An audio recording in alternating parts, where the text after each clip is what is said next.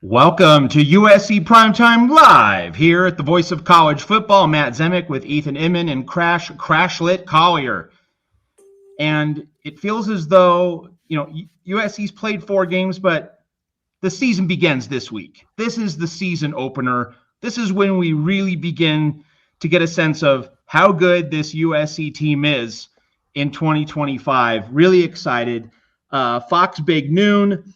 9 o'clock Pacific time, so there's the body clock element. Can this team be mature enough to handle the early wake-up call, pregame meal, all that stuff? And, Illinois losing by 53 to Indiana, the Illini are going to come out with a chip on their shoulder. So much for them to prove.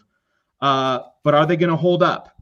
That and so much more on this show. Really excited to encounter a big game. I mean, Michigan State, Purdue, they were important games, of course, but this is a big one.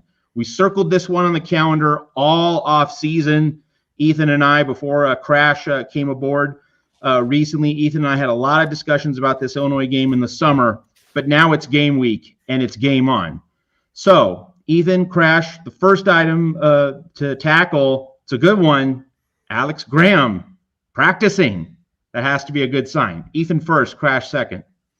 Sure, yeah. So I saw something earlier today that Alex Graham was practicing in full pads for the first time since he was injured, which was around fall camp. So obviously a really good sign for the USC defense. And it opens up, the possibility that Jeff Rodriguez has been clamoring for in the chat for several weeks, which is moving Kamari Ramsey back to safety and having Alex Graham play nickel. Alex Graham's always kind of projected as a nickel throughout a lot of his high school development and, just kind of what scouts saw in him in high school. So he seems like a perfect fit for the position. And then obviously throughout the entire offseason, you had Danton Lynn kind of saying that Alex Graham had been working with the ones and could potentially see time with the first unit this season. So, super exciting. The potential that we could see him. No clear timeline from Lincoln Riley, as is kind of Lincoln Riley's normal. He doesn't like to give super specific timelines. So it's possible he's not back this week, but I would assume, if he's not back this week, he's definitely back after the bye against Michigan. And I'm excited to see what we have in him. He's really young. He's only 18 years old. He enrolled early after he graduated a semester early from high school. So he's like a young 18 years old as well. But, and it'll be his first college game and he's getting kind of thrown into the fire midway through the season. But we've seen Jakeem Stewart have a really big impact really early. So, I'm excited to see what we have in him. I wouldn't blame him too much if he takes a little bit to kind of settle in and is a little rusty in his first game. But I would, I also think that, like I said, Jakeem Stewart came in and had an immediate impact, so I don't know why he couldn't do it. I think USC is getting Alex Graham back at a really good time, or just at least to the fact that he's, back practicing in pads. Whether or not, like Ethan said, he plays this week, that's another question. We probably won't find out until kickoff, knowing Lincoln Riley. But still, it's just good news that he's coming back, especially when considering the secondary has been struggling with injuries throughout the fall camp and the season, as well as just the struggles in the secondary too that we've been really just litigating constantly over the last 2 weeks. And I'm guessing you guys probably have longer since even before I joined you guys on here at the Voice of College Football. But even just with that, just the fact that they're getting him back and that he's able to practice now is just a good sign and just really will help USC in the just play better defense in the secondary, which is going to be crucial, especially if Illinois opts to throw the ball deep a lot with Luke Altmaier. And like you said, should he play this week or against Michigan after the bye? Does Danton Lynn opt to move Kamari Ramsey back to nickel, like you said, Ethan, or back to safety, pardon me, and maybe put Alex Graham in the nickel spot? So it'll be very interesting to see just how this defense looks once Graham is fully back and at full strength and able to actually see the field, and how the defense looks with him in it. All right. So, in terms of the idea, the possibility that Alex Graham plays, I would have to think even if he's ready to play, even if he's physically able to play, he's not going to get a full workload right off the bat. Ethan, what would we think? Like maybe 10 to 15 snaps? Is that even too much? Like if you're just trying to gently break a guy in, I mean, it can't be a full platter. So, do you just kind of dip his toes into the waters for like 10 to 15 plays? And if so, if he would be playing nickel, you're putting him in obvious passing downs for Illinois. I would think that you're not asking him to do run support, which of course invites the possibility of, a lot of contact for him. Better to just have him be, have a coverage assignment, a coverage-oriented responsibility. You're only bringing him in on obvious passing downs, and that's if, and it's a big if, he's even able to play. What's your assessment? Yeah, so Alex Graham normally is a very physical tackler and has really great closing speed. So at full strength, he's the kind of guy who you would want on running downs. I do think that what you're saying is very wise, though. I don't think that you necessarily want to expose him to a lot of contact really early, especially because he was kind of injury prone in high school. Like this is not the first time he's been out for injury. Like his numbers in his first few years of high school weren't great because he was dealing with a couple of different injuries. His senior year was when he really kind of got put on the map because he stayed fully healthy and put together a really productive season. So yeah, and I would think too, like if you're going to put him in sparingly and he's going to be on a pitch count anyway, and part of this whole equation, as Jeff was saying in the chat and as we brought up at the beginning of the show, is you get to move Kamari back to safety. I would think you put him in on downs where Kamari Ramsey can make the most impact by playing safety, and those would obviously be like big passing downs, big third downs, times when USC is trying to get their defense off the field.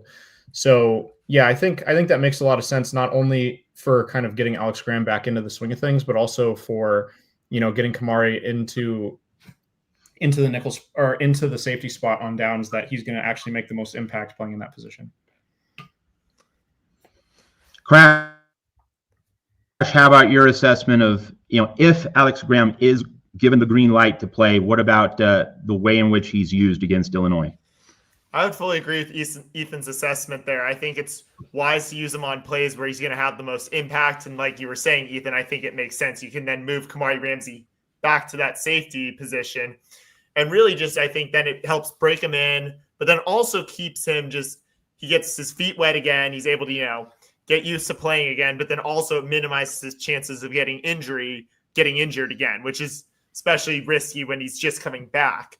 So if he does play this game, it's the benefit of you keep him limited here. Then you go into the bye week, and then you can really try to, ramp him up a bit more when, especially you have more time, you don't have another opponent, and he'll be able to, recover, and you can really assess his progress. Then hopefully it'll have him to where he can play even more snaps, more plays against Michigan in about 3 weeks' time. So I think it's a really wise strategy that Ethan brought up. All right, and so, as we continue, our conversation is starting with the USC defense precisely because of the Alex Graham situation and because that is in the secondary, and the secondary is obviously such a point of concern for this USC team and for this USC defense. So, when we continue the matchup between the Illinois offense and the USC defense, a lot to consider here. And so as we continue with this look at the matchup, just want to pull something up on screen here. Going to be pulling up a few things for you tonight, not just promos, but other things about the Illinois matchup. So here's a tweet. And so Jeremy Werner, covers Illinois for 247 Sports. So he's a good guy to follow if you want some inside intel on the Fighting Illini. And so this tweet right here, go to Jeremy Werner's Twitter feed. Guys are breaking down Illinois' breakdowns in pass protection against Indiana. So Ethan, Crash, obviously a real opportunity for USC's defensive line to eat against this Illinois offensive line. And it's going to have to be really, I think, the centerpiece of this USC defense against Illinois, because the secondary is weak. The pass rush needs to get home, and the pass rush needs to really get on top of this game, because as we saw against Purdue, like a quick passing game where the quarterback's getting rid of the ball early can be effective. USC corners haven't shown that they can really put the clamps down even on very quick timing routes and everything. So USC fans, you can follow Jeremy Werner for this kind of breakdown. And so as I turn it back to Ethan and Crash, just, any particular points of emphasis in terms of this tension between the pass rush needing to be the leader of this defense and the secondary obviously needing to step up. What things can Danton Lynn and the rest of the defensive brain trust emphasize in this relationship between the front end and the back end? Ethan first, Crash second. Sure. So in kind of doing my deep dive on Luke Altmaier before this podcast, I learned that he really doesn't do very good under pressure at all.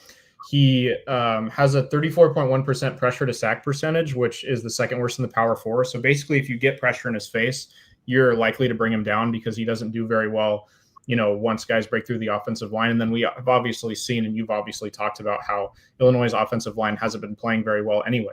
So I think,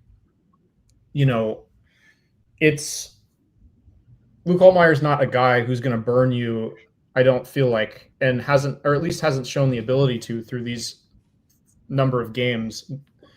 He's not going to burn you if you rush a couple extra guys and like if you rush a couple extra guys effectively and you get in his face, it doesn't seem like he's going to burn you for having less guys in the secondary, because he hasn't really done that so far. In the Indiana game, they had 7 sacks on him, which was a big reason why they were able to kind of limit the Illinois offense.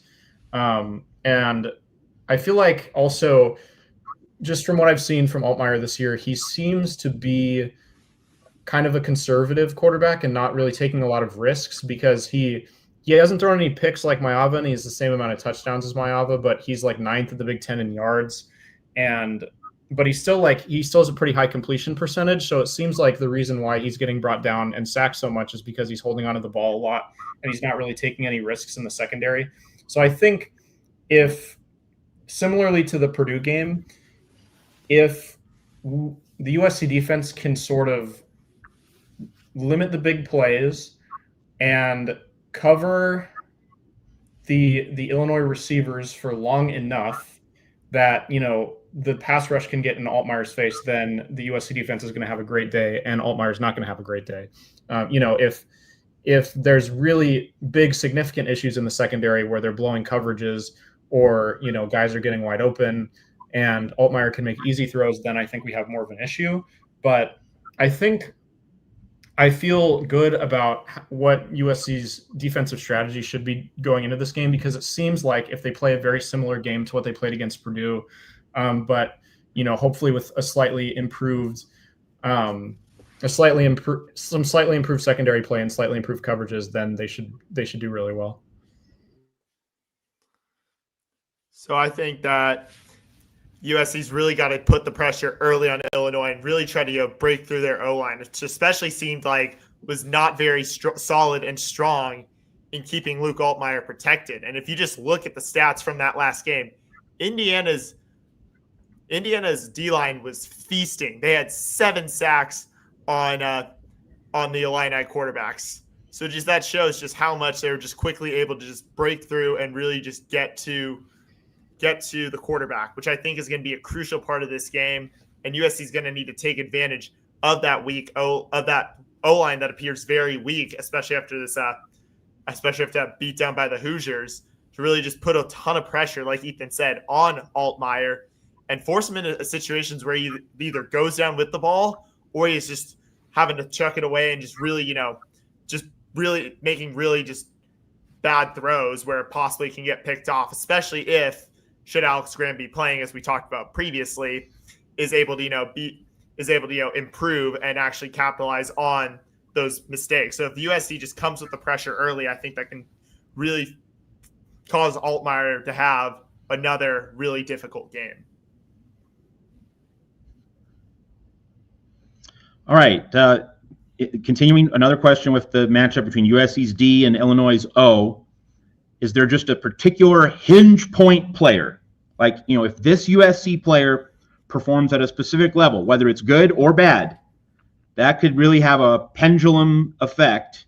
It could swing this game either in the right direction or the wrong direction. A guy who's going to be looked to really be a difference maker. And if he isn't able to step up, USC could be in trouble. If you had to pick one or maybe two players, you can pick two if you want.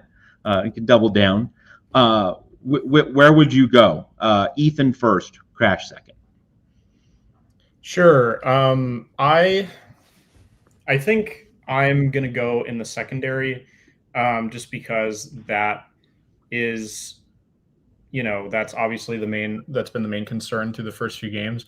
I really liked how DeCarlos Nicholson played in the Michigan State game. I think that he's like the only player in the secondary that I really felt pretty good about his performance, just because he was able to limit Michigan State's leading receiver so well, and Nick Marsh is basically the best receiver they've seen to this point.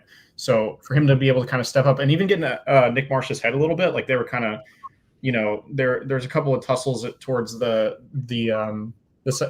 towards the beginning of the second half, if I remember correctly, where Nick Marsh was obviously very frustrated with DeCarlos Nicholson. So that was one way that the Michigan State offense was limited, even though they were kind of able to get the ball to some of their other receivers. It felt like Nick Marsh, didn't really have the impact that people thought that he would.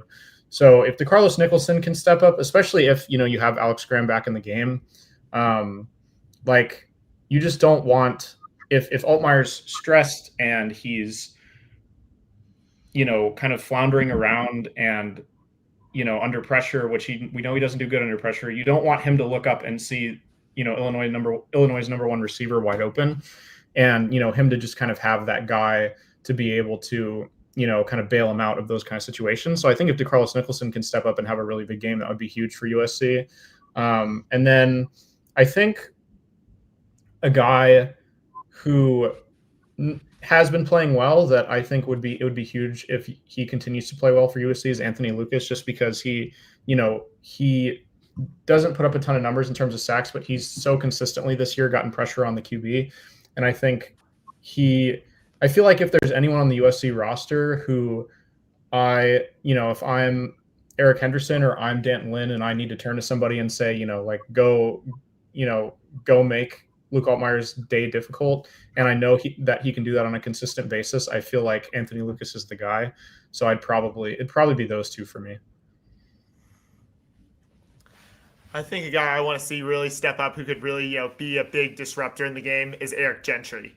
Gentry, I think, has been probably one of the best players USC's had just ever since he got here with Lincoln Riley. I think you've seen just the impact he's had on this defense, whether or not the talent and personnel around him on the field was good or bad. And that was especially evident if it was bad and Gentry was injured. So last year, I think we saw just how much the defense missed Gentry in those key losses in those, final plays when USC ultimately would break in those late games. So I think Eric Gentry is going to be the key for this game because of just how versatile he is, how he can kind of play pretty much anywhere and help both the front, the D line, and in the secondary. So I think for that reason, I'm looking for Gentry to have a big game and just really to cause as much chaos for the Illini offense as he can, both just by pressuring just in both the pass rush and protecting against the deep ball as well. All right, let's shift to the other side of the ball, the USC offense going up against the Illinois defense. And of course, Illinois let Indiana hang 63 on them last Saturday. So there are obviously some points of vulnerability. And I'm going to start with you, Crash, because, Elijah Page left the Michigan State game midway through the first half. It's not as though USC's offensive line crumbled without him, but it wasn't quite as good. I mean, USC was really just knocking the snot out of Michigan State when Page was on the field. Obviously, you get USC's best self, its best iteration, with Elijah Page in there. My question for you, Crash, and then to Ethan would be, how significant would it be if Elijah Page is not playing this game against Illinois? We're not talking Notre Dame, we're not talking Michigan, and we're definitely not talking Oregon, just Illinois, this matchup. Like, what's the severity of effect and influence if hypothetically, we're not presuming anything, if hypothetically Elijah Page is not able to play in this game? We don't know, but how severe a loss would it be if he's not on the field? Well, I think you want to go back to that Michigan State game like you were talking about there, Matt, because obviously the O-line was not as great as it was after Page left the game injured, but it was good, but it wasn't great. So I think it'll hold up. I think it can hold up pretty good, especially when you consider just how pretty much Fernando Mendoza and the Indiana offense was just able to do whatever it wanted against the Illini defense. That being said, though, I will say if Elijah Page can come back, it would just provide Jade Mayava a lot more protection, especially if Indiana is better than we thought and maybe Illinois isn't as bad as we thought. I mean, I think that's going to be a question that'll really be answered this game, and that's what I'm really wanting to see. That's my big ultimate question that I was really asking yesterday on Behind the Caution tape was, is it Indiana better than we thought, or is Illinois worse than we thought? And I think we'll get an answer. But I think based on what I've seen and what happened with both USC's offensive line and Illinois' defense, I think USC's O-line will still hold up all right if they use the current, 5 guys they used after Page exited the game. But having Page back and that original starting 5 that was there, I think is so much better just because of the trust and continuity and just how much those guys really seem to have gelled in the time that they've been on the O-line together. So I think it's pretty significant only because I think that, other than the Indiana game, one thing that the Illinois defense has done pretty well at so far is getting to the quarterback. And, I think a big reason why Jaden Mayava has been able to be so comfortable is because the offensive line has performed so well. Like he really hasn't been pressured all that often this year, and he's only been sacked once. So, and I mean, he had a great play in the Michigan State game, kind of avoiding pressure and ending up running for the first down. And, I think I'd be interested to see him kind of have to use his legs more. I think that he could potentially be good under pressure and just kind of his calm and collected demeanor so far this year is, kind of indicative to me that he would do decently well. But I think that it's still a situation that USC hasn't faced yet. And so if he's facing kind of constant pressure because Elijah Page isn't in there, that could be a potential issue. I think in the run game, I think that the running backs have performed so exceptionally. And I also think that, this offensive line has done so exceptionally well in run protection that I'm not super worried, especially given how bad Illinois' run defense especially was against Indiana. So I just think I'd be a little bit concerned about pass protection, and not like to the point where, it's like everybody needs to be panicking, but I would, I think because Mayava has thrived so much because of the lack of pressure that's been put on him, I'd be really curious to see how he does under an environment where he's going to have more pressure on him, especially because, we've talked about Illinois is going to be motivated.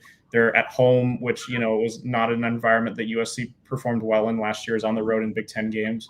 So, so they're going to have their home fans behind them as well. This is like ultimately a game to save their season, because if they lose this game, especially decisively, they're, really going to kind of tank their chances at making the college football playoff because of, how the voters are going to see them after back-to-back losses. So especially if they're back-to-back decisive losses. So I just think, that kind of attitude coupled with Illinois' tendency to rush the passer decently well so far this year is what would have me just a little bit worried. But yeah, I think it'll be interesting to see what happens there. And I don't think that Lincoln Riley gave any update today on Elijah Page's condition, and also none on Jacobe Lane's condition, but Jacobe Lane did practice. So that's the only update on those guys. So everything we've just discussed about Elijah Page, let's now apply it to Jacobe Lane. So how severe would it be? How severe a loss, absence would it be if he's not able to play again? We don't know. we're not making any predictions about whether he will or won't play. And as we know, Lincoln Riley keeps these things very close to the vest, and we get the injury update an hour before kickoff.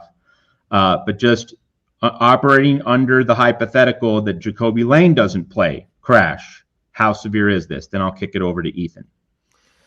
I think it might be a bit more severe than Elijah Page, just because I think with the O-line, that was I think based on what I said, I think they had guys who could come in and really do a good job in holding that. But I think maybe a team like Illinois is going to see, especially how much USC relied on Makai Lemon last week, and they're just going to try to force USC to beat them with the deep ball and make Mayava pass to someone else. So I think Jacobe Lane's absence, especially for a second consecutive game, where USC is probably should Lane be out, by the way, they're probably going to try to rely heavily on Makai Lemon. And I'm not saying that's inherently a bad strategy. I just think Illinois, they have now a week of film of what that looks like. So I think that's actually I think Brett Bielema and the Illinois defense is going to go, okay, we just got to make them beat us with someone else.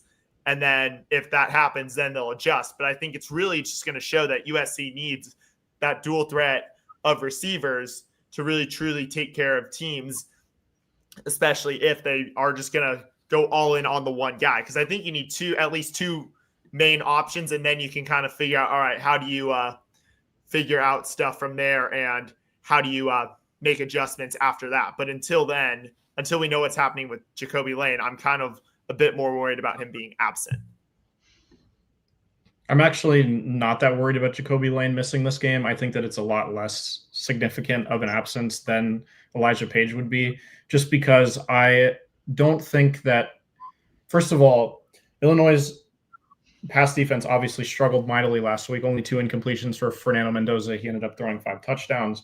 And they're missing their all Big Ten defensive back in Xavier Scott. He's out for the year, potentially the year, definitely this game, and most of the year for sure. So, big loss there. Indiana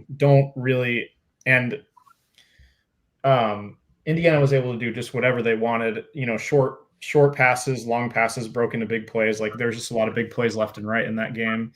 So not really too concerned about their pass defense. I think that Makai Lemon's going to have a great day. I anticipate Lake McCree having a great day as well. But also, I think that a similar offensive strategy that USC used against Michigan State should be employed in this game, and that's rely on running the ball, establish the run first and foremost, because, again, that's kind of what Indiana went out and did. They had three different guys have over 10 rushing attempts, and all of them had over 65 yards, and 2 of them scored. So that factors in very well for the way that USC's kind of approached running the ball so far this year, because, they've had Wayman Jordan and Eli Sanders kind of splitting the bulk of the running. You had them both on the field together against Michigan State, and, kind of the Lincoln Riley masterclass in play calling, and you never really knew who was going to run the ball. So it seems like that really worked for Indiana, kind of mixing it up, having a lot of different guys in there. And, everyone was kind of able to eat. And so I think if USC wants to be successful, that's actually the offensive strategy that they should employ is very similar to last week. And if they're relying more on their run game than their pass game, then the Jacobe Lane absence isn't felt nearly as much. And I just think, like I said, I think Makai Lemon's going to do just fine again. And then I think you're actually going to have a number 2 receiver that performs a little bit better than anybody else did last week. I could see Lake McCree having a bigger game than he did against Michigan State, because just like I said, this pass defense got shredded, and, just got news this week that their best player is out for an extended period of time. So I just am not really inspired by their pass defense so far. Yeah, so I want to call your attention to the screen at the Voice of College Football website, vocfb.com. Staff writer Jeffrey Clark talking about how Xavier Scott's going to be out for an extended period of time, a key cornerback on the back end for Illinois, and another starting cornerback, Caleb Patterson, was in a boot and crutches as he exited the field in that game against Indiana last week. Illinois has, Brett Bielema said after the Indiana game, as many as 6 members of his secondary were injured to varying degrees. That certainly played a part in Indiana being able to ring up such a big number. So Caleb Patterson here, Xavier Scott, whom you see here, and Jeffrey Clark Story at the Voice of College Football. So lots of injuries for Illinois in the secondary, and that brings me, gentlemen, to Lincoln Riley's play selection. So Illinois is really, really shorthanded on the back end.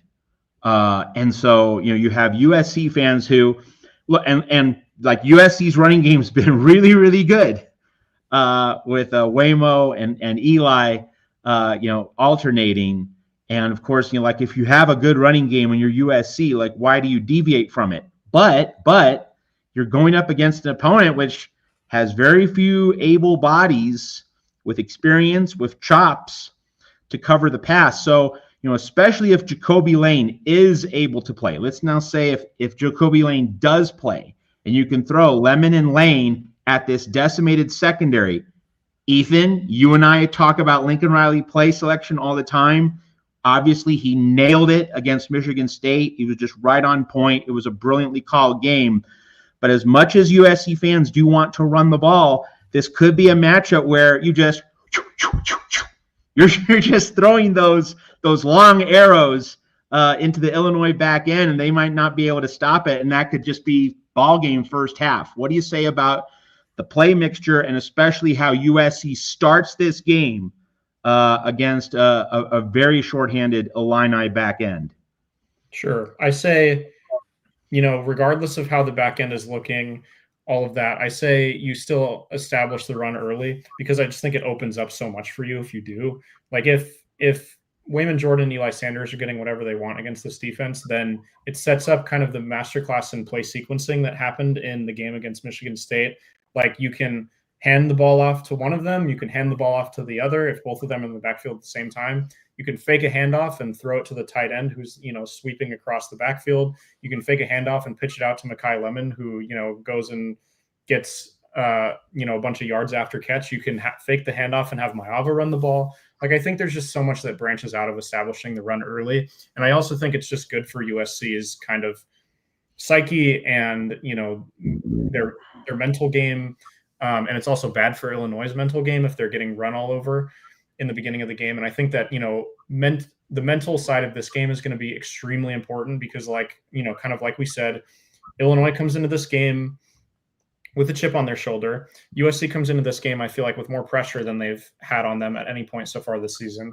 And also, with USC's travel tendencies, they're probably going to travel on Friday again. And this game starts at 11 local time. So it's not, it's kind of get up and play. And in a Big Ten environment that's going to be rocking because their team's been a lot better the past couple of years. And, the fans want the season to be saved. So they're going to turn out and try to support this Illini team and, give them all that they've got to try to keep the season alive. And so I just think that, it's best for everyone mentally and also just for future play calling in the game to establish the run first. Am I going to, be pulling my hair out if Lincoln Riley's throwing, 30, 40-yard bombs down the field? Absolutely not. I would love to see it if it happens. But I think, for all the reasons I stated, if I had to pick one or the other, I'd pick running the ball first.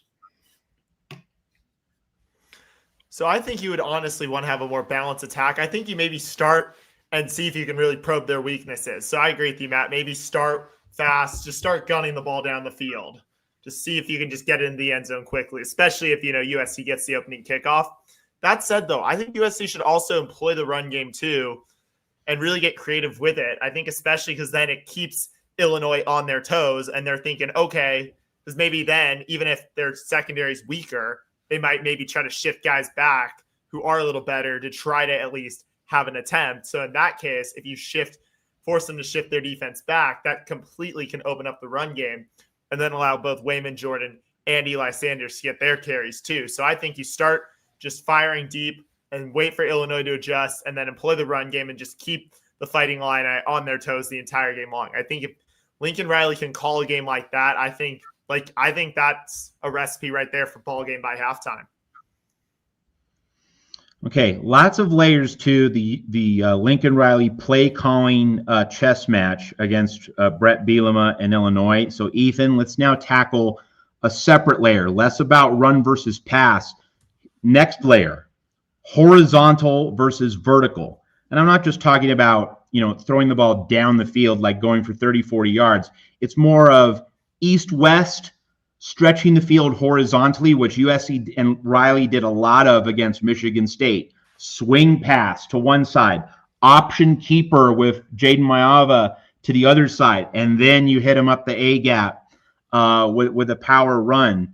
In terms of that balance between horizontal and vertical, east-west, north-south, what do you think is the primary line of attack? Are you trying to sledgehammer it up the gut? Do you think maybe the first running play should be a Maiava keeper to instantly let Illinois know, hey, that outside threat's there, and that's going to set up the run up the middle? So east, west, north, south, Ethan, what do you think the sequencing and perhaps some of the potential is there? Also keeping in mind, Illinois saw a lot of these swing passes and screen passes against Michigan State.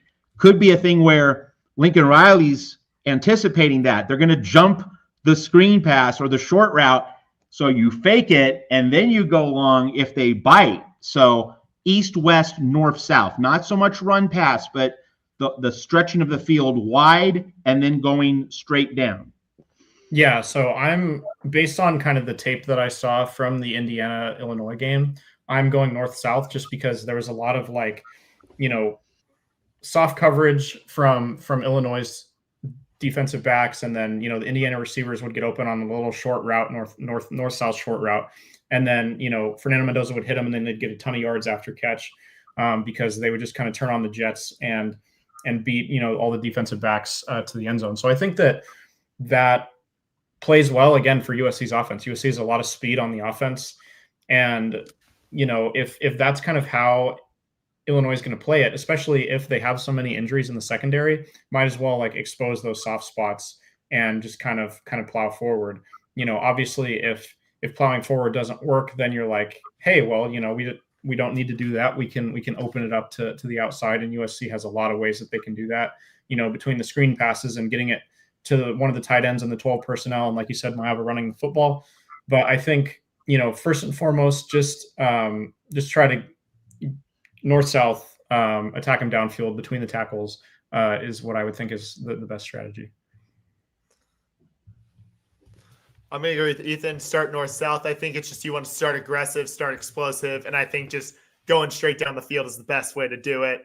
I think just with how, what we've been talking about, and just for what Ethan's mentioned about just how their defense plays, I think it's just smart for USC to just try to just be aggressive and just get down the field. At least to start, obviously, I'm not saying try to go east-west, but definitely I think just run it north-south. Just try to really put the pressure on them early, and I think that's just going to just take it to them. Don't try to be all cute and fancy. Just bring the hammer, I think, is the way to go. Well, that's a very 1978 USC thing to say, Crash. A lot of the old timers certainly love that answer from Crashlet Collier. All right, another angle to the chess match between Lincoln and Burt. It is, trying to get Illinois on its heels.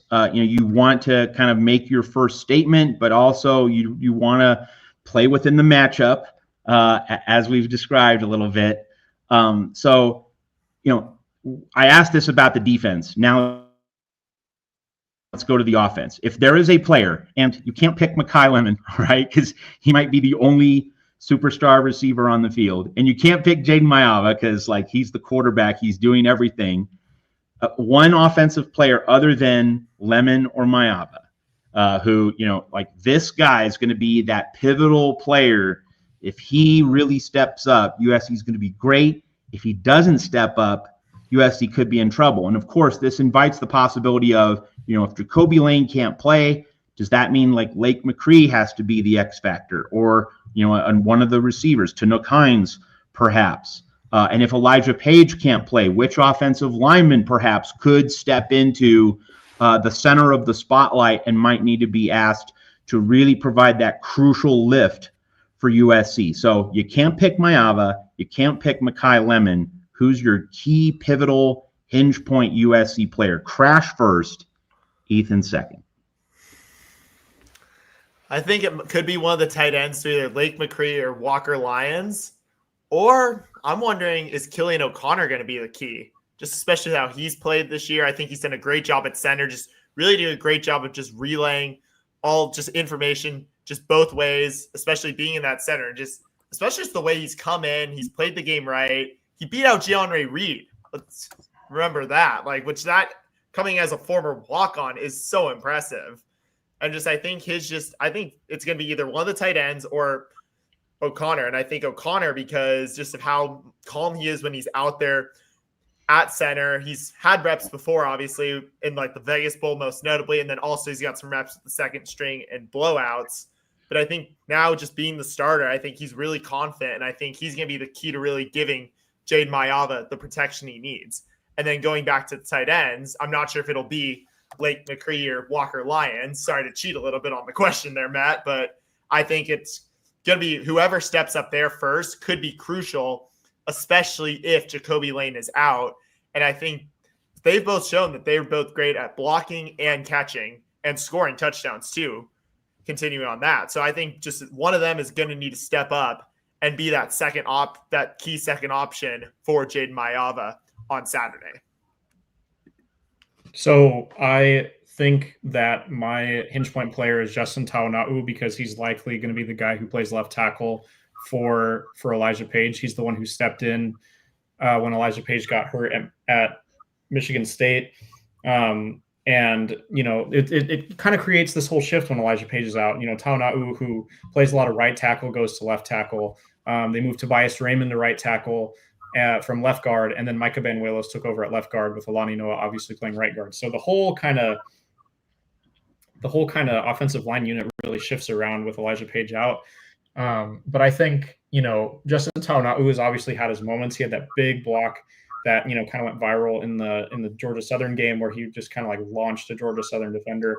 So he's obviously very big, very talented, has looked good in his appearances so far this year. But, it's big shoes to fill for Elijah Page, right? He's a guy who, a lot of people are projecting could be, an all-conference player. So I think he's performed up to that par so far this year. So I think just because of the magnitude of who Elijah Page is as a player and what he means to this offense and what he's meant so far, I think, whoever it is that's replacing him, no matter who that is kind of the hinge point player. And so since it's Taona'u, I would pick him.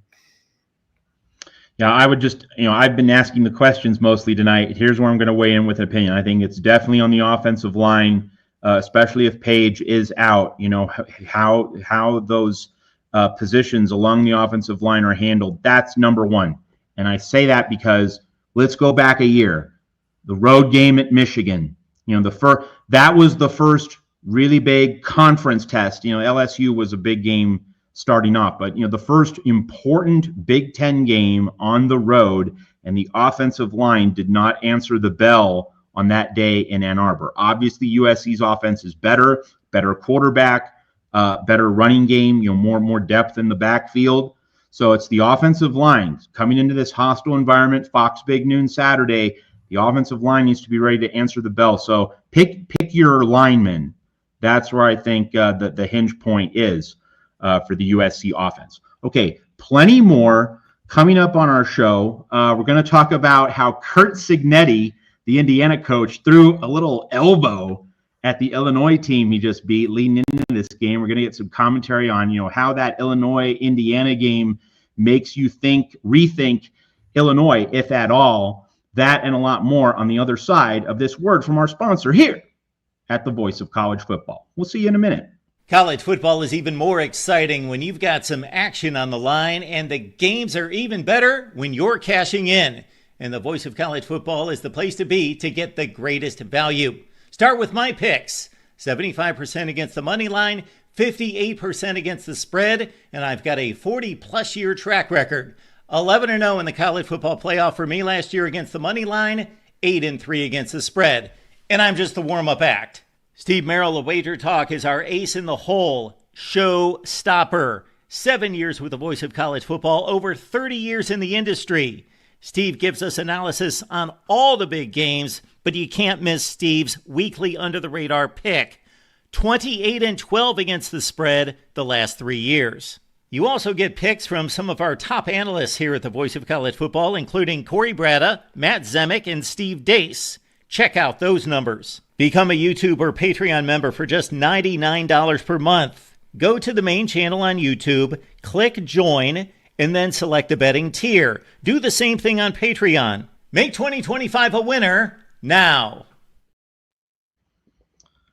And of course, Mark Rogers' show at the Voice of College Football. You can get it 6 nights a week, Monday through Saturday, 10 p.m. Eastern, 7 p.m.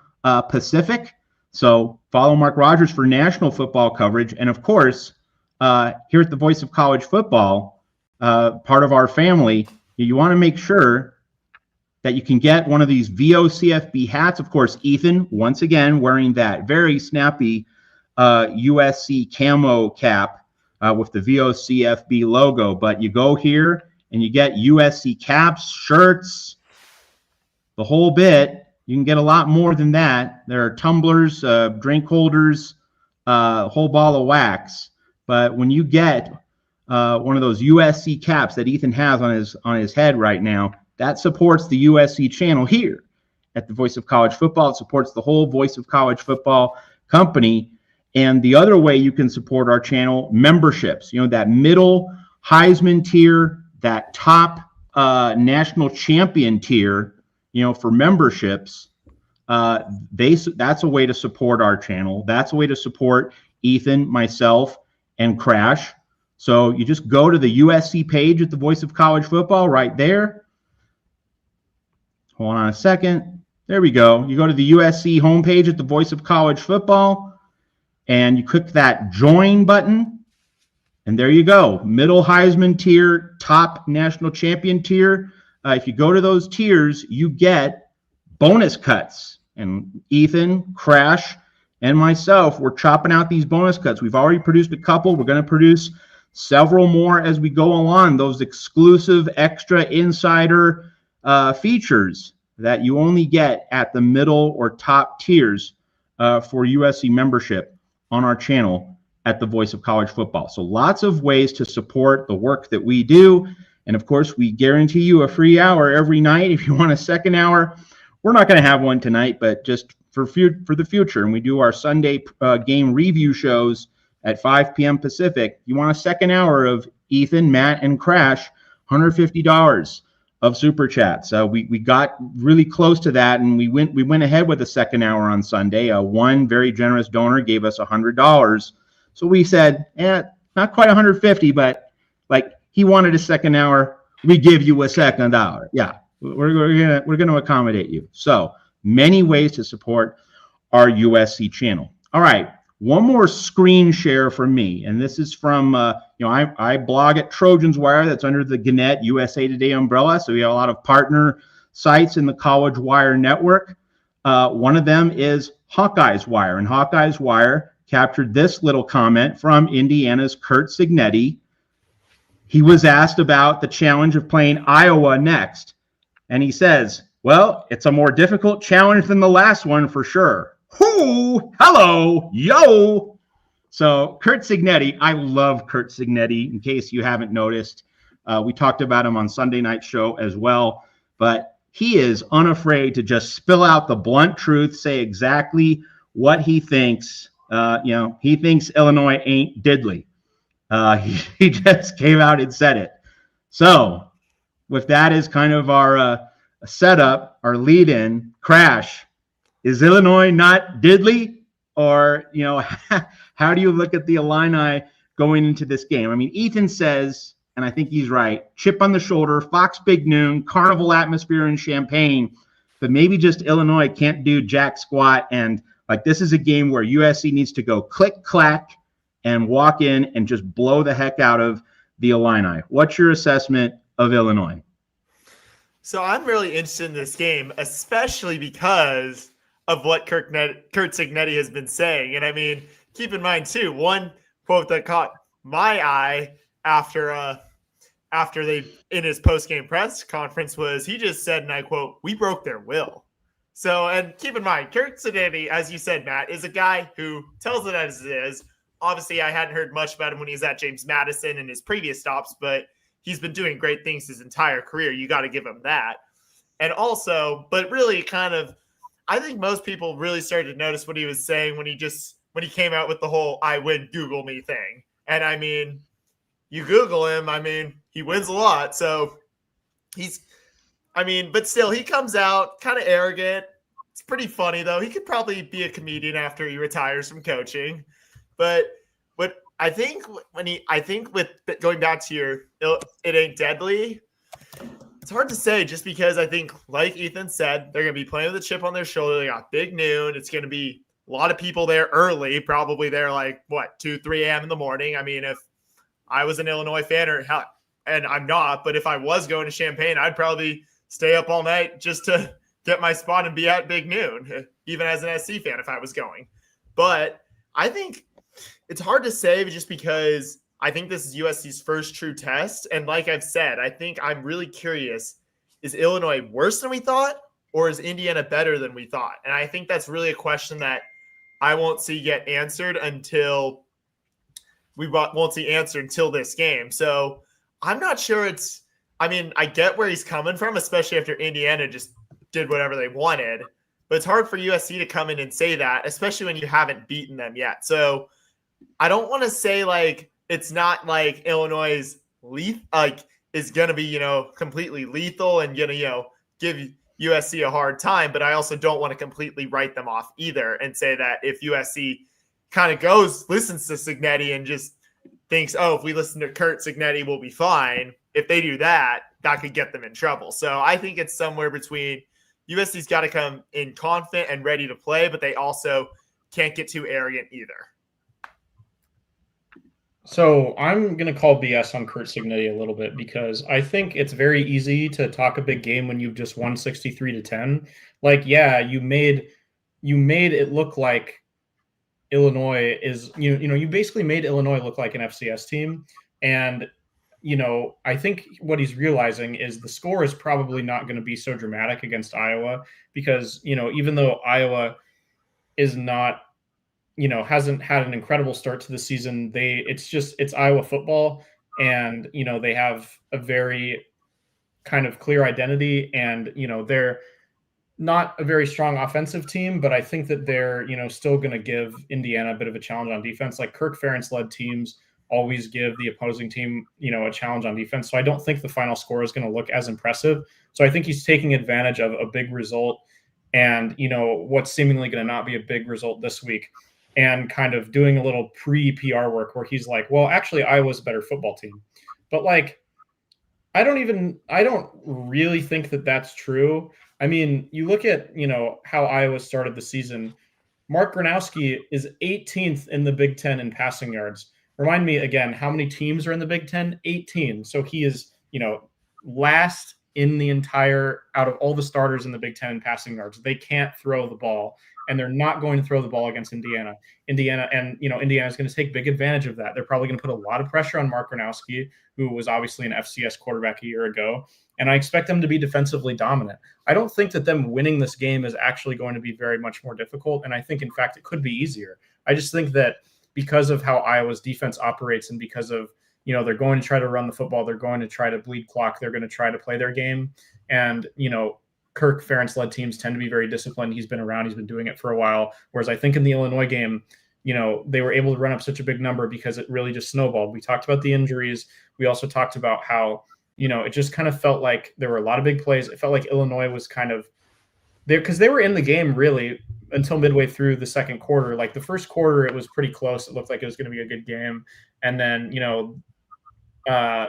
Indiana's up a touchdown, and then in the second quarter, especially the second half of the second quarter, they really start piling on, and then the game just snowballs and gets away from them. And so I think that the mental aspect of it was a big part for Illinois, and it just really, really, really snowballed. And I think Iowa's a team that really takes pride in every down, and that's kind of how their program has always operated. And even if the outcome is clear, they're still trying to win every down, and still, so I think that because of that identity and because Kurt Signetti is self-aware, he doesn't really want the voters and the outsiders who perceive his program to feel like there was a drop off against a team who may finish with a worse record than Illinois at the end of the year. He's just trying to say like, no, Iowa's a better team. When like, are they a better team? I wouldn't say that they are, and I would, and I could very easily see Illinois finishing the season with a better record. I don't think that Iowa is going to be dramatically better from here on out. But like I said, I just think Signetti knows how the Iowa program operates, and he knows that this is not going to be as impressive of a blowout win this next week, especially going on the road as well to take on the Hawkeyes. All right, so part of the Signetti angle is getting to Crash's point. Crash has mentioned this a lot, and it really is a very juicy plot point. Was Indiana really that good? Was Illinois really that bad? Just how good are these teams? We're taking the temperature of all these teams at this early part in the season, USC very much included. That leads to this transition, this next question. Should the expectation for USC and the fan base be just win? This could be an ugly duckling. As long as we have more points than Illinois after 60 minutes, it's fine, and the season's on track, and we go into the off week, and then Michigan and Notre Dame having everything to play for. That's all that matters. Or is it important to actually go into a Big Ten road environment, national television, and make a statement, win authoritatively, so that you get the recruiting buzz, you get the national media to say, hey, USC might be back, and you get that swagger, and you get that edge reminiscent of the Pete Carroll era? Is it enough to just win, or does USC need to go in there and go click, clack? Crash first, Ethan second. I think USC needs to make a statement with this win, Matt. And I think that's because, obviously, for all the reasons you point out, it helps with recruiting. It just helps with everything. It helps get fans excited, especially with the big game in Michigan 2 weeks after. So I think it's just important that USC just comes in and just makes a statement and just really just beats down on the Fighting Illini because of the fact that you've just got so much you need to prove right now. And this honestly is looking like a year that USC can prove it, especially with just it's just how the offense has been playing and just how the front seven has been playing. But I think that really it's just about making a statement and just showing that you've got all things looking good. So really the big thing I want to see, in addition to making a statement, I also want to see the secondary, something we've been hammering constantly, do better. And I think it's definitely a game where they can, especially with how Illinois looked.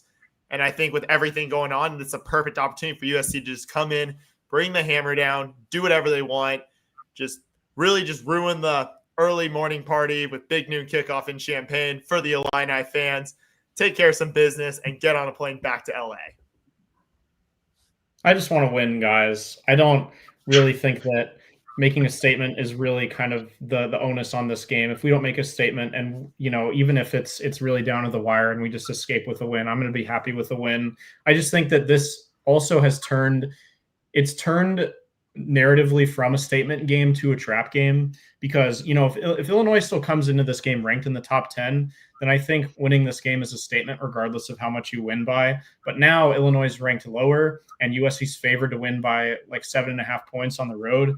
So USC is, according to all of the national media, supposed to win this game now. So, and I think, as I've talked about, Illinois is going to be motivated. They're at home. USC struggled so much last year on the road. I think just, going in, beating a ranked team, a strong program, and, not letting them take that chip on their shoulder and really have a great game. Like, it's kind of like Russ Campbell saying in the chat, like, a win is a win for me. Like, going into the bye week 5-0, like, this was a game from, March all the way until now when I started coming on the podcast that I was worried about, that, I thought could derail USC's early season. So as long as we get out of there with a win, I think that we can, think about making a statement in 2 weeks against Michigan in multiple ways, including attendance, because USC seems to have gotten some attendance momentum against Michigan State. If USC fans can really dramatically outnumber Michigan fans, that would be really huge. And I also think just, on the football field, it's a team we lost to last year. It's a team that has put together a decent resume so far, given that they beat Nebraska. And I think Nebraska is going to flirt with the rankings for the rest of the year as well. So I just think getting out of there with a win, getting into the bye, hopefully getting a couple players healthy out of the bye, I'm perfectly okay with that. Yeah, I would say that with the off week coming up, just being 5-0 going into that 2-week break, it means everything. And so, give me an ugly duckling if that's what it takes against Illinois. All right. Our friend Gerardo Zalata, after 3 games, which Big Ten teams have QBs that can be rounds 1 or 2 NFL picks upon leaving college? Gerardo, I think we're about to find out. Dante Moore versus Drew Aller in the Oregon-Penn State Super Showdown, the biggest game of the week. What are we going to see? And, as Jaden Mayava gets into the teeth of this schedule, what are we going to see from him as the competition gets a lot tougher? Julian Sayin, Ohio State, it is up in the air, and we're about to find out. Like this is now the time when we begin to find out what these Big Ten quarterbacks are made of. I'm just going to take care of that question, guys. The next question I have for you as we wind down our show here at the Voice of College Football is and this is a quick one. On a scale of 1 to 10, 1, you're totally chill. It's all good. We got this. 10, runaway panic. Run to the hills. How concerned are you on that 1 to 10 scale about the early body clock element of this game? It's not something USC is used to, and most of the games last season, in fact, you go through them, Maryland, Minnesota, Michigan, they weren't those early bird kickoffs. So Ethan and then Crash, just on that scale of 1 to 10, how concerned are you about the early body clock kickoff? I'd say right now I'm at like a 5. I think that it's still a concern for me. I think especially because this is an earlier game than the Purdue game, and because they still seem to be leaving on Friday. That's just never going to be my favorite, so it's always going to be a concern for me. I think because this game is so clearly a game where they can just execute what their previous identity has been, and they don't seemingly need to do anything extremely crazy to pull this one out. If they run the ball like they did against Michigan State and they pressure the quarterback like they did against Purdue, they're going to be just fine. So I think that the coaching staff, in the midst of some of the fatigue that they may be experiencing, the travel fatigue, the adjustment to the new time zone, whatever, can just make it simple in their minds by saying, like, just be you guys, just be you guys, just be you guys. And so for that reason, I'm not too worried about it. If it was a similar turnaround against a better team, I'd probably be at like a 7 or an 8. But right now, I'd say I'm about a 5. But that obviously could change based on how the game goes for sure. I'd say I'm at about a 4 here, Matt, just because I think it's, like I said, I think as we talked about, I think it's a game USC should be able to do what they want.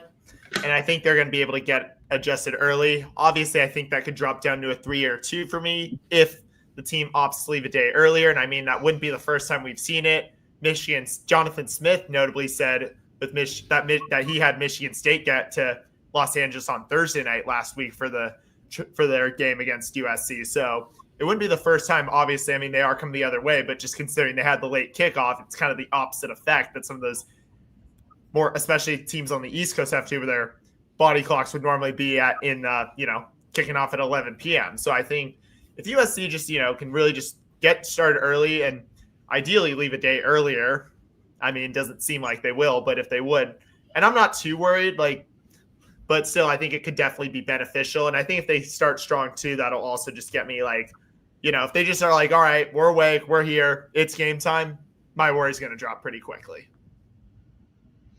Yeah, I'm at an 8. Because of Lincoln Riley's travel and logistic plan, that does not inspire confidence. And I do think Illinois is going to treat this game as a Super Bowl because, Illinois, if it wants to do anything this year, has to win this game. Forget about losing to 53. Just the fact that Illinois already has a Big Ten loss. Illinois' season is basically down the tubes if it doesn't win here. So I see Illinois, loading up in the first quarter, just being really revved up, and USC needs to meet that challenge early. I think this is a first quarter game. I think if one team comes out with a 14-0 first punch haymaker, that's going to be your winner. I think this is a game where the first quarter is going to have more of an influence than a lot of other football games. A lot of times, you can kind of ride it out, feel out the opponent, work your way back if you stumble early. No, I think this is a first quarter, first half type of game. Now, if it's tied, then I think that will be good enough for USC. But if USC has a 14-0 lead and blows it, that would be really disappointing. I wouldn't expect it. I think if USC does get up 14-0, Illinois' already shaky confidence is going to plummet. And the other thing, if USC gets a 14-0 lead early, you can just get that pass, send that pass rush, right? Illinois is going to have to throw the ball all the time, and that's when the USC's defensive front can just get after Luke Altmaier, and it can snowball negatively for Illinois. All right, folks, it is prediction time. It's the end of our show. And by the way, just got to point this out. I heard he's leaving Thursday. Well, that would be absolutely fantastic. And maybe that's because it's an early kick. Would certainly maybe I go down from an 8 to a 6.5 if that is indeed the case. So that is good to hear from Jeff Rodriguez. But anyway, end of the show, prediction time. And so USC favored by 6.5. The over-under 59.5. And last week, if you watched us, I had Michigan State plus the 17.5. I had the over, and the over was the main play, and the over was an easy cash. So obviously, for those in California, you can't engage in sports betting. But if you were in a sports betting state and you watched our show, you easily cashed with the over 55.5. USC and Michigan State putting up 76 points. So Ethan first. Crash second, any spread or total play for USC versus Illinois? I just think that based on what I've seen from USC's offense, taking the over seems wise. They really haven't put up less than 36 points in any game. So I think that, and they've only punted 3 times. So I just think that if there's any offense to be confident in, especially with, Illinois' struggles on defense so far this year, that USC is the offense to be confident in. I'd stay away just from betting either way on the spread. I think it could be a trap, especially if I could see USC winning this game by 6, which would obviously be really, frustrating if you took, USC to cover. So I just stay away from that generally, and I'm not really leaning either way on it. I just think that 7, especially if it's at 7.5, that's one that I'd stay away from for sure. So I think probably this game, I'd take the over on the score, but I think USC is going to cover, especially if they can just, start strong, start early. I think they'll be able to really impose their will on the Illini early, and then I think probably run away with it. So I think for that reason, I'm going to go, but also until I see better things from, secondary, I think the Illini could also get some points too. So that's why I think that it'll be over on the score. But I think USC is going to cover, though. Jeff Rodriguez, better win by more than 6. So, okay, we'll leave that one there. There are some games in which you have a really good feeling. Like I had a great feeling about the over last week against Michigan State, and my instincts were rewarded. This week, I don't have a good feel. I think the morning kickoff just really can be – it invites weirdness. And also Illinois getting beaten down so badly. If Illinois had lost to Indiana 24-14, pedestrian score, modest margin, that would be one thing. But Illinois losing by 53, you're either going to see Illinois just surge back and play a great game, or you could see Illinois collapse. And I don't know which way that's going to go. And same for USC. We could see this team absolutely dominate, and especially if Illinois' injuries in the secondary can't be plugged up, USC could just absolutely have a field day. But USC struggled in these situations. I don't mean early kickoff. I just mean, important Big Ten road games last season. Purdue is not in the same weight class or the same conversation as this Illinois game. There is a part of me that's doubting Thomas, and I need to see a USC team coached by Lincoln Riley go on the road in an important, high-stakes, high-profile game and put the hammer down. I need to see it first. So I would lean slightly to the over. I would lean slightly to Illinois plus the 6.5, but I have no official play here because I would recommend passing on this game. There are better games to bet on Saturday. So no second hour tonight, but we thank you for all your contributions in the chat, being here before a really big game. Our Illinois post-game show, USC-Illinois post-game live, will be Sunday, 5 o'clock Pacific, 5 o'clock in the West, as always. And so, we'll give you the free hour. And if you want a second hour of Ethan, Crash, and myself on Sunday, just, the $150 of super chats in the second hour, we remind you, join at the middle Heisman or top national champion tier as a USC member here on the USC channel at the Voice of College Football to support our work. You can also support our work by buying one of those Ethan Inman VOCFB USC caps that supports our channel as well as the larger company, Voice of College Football. So many ways in which you can help out, but we'll see you Sunday, and we'll have a lot to talk about as we get to learn a lot more about your 2025 Trojans. For Ethan Inman and Crash Lit Collier, this is Matt Zemek. Thanks for tuning in to the USC preview show here at the Voice of College Football. Fight on.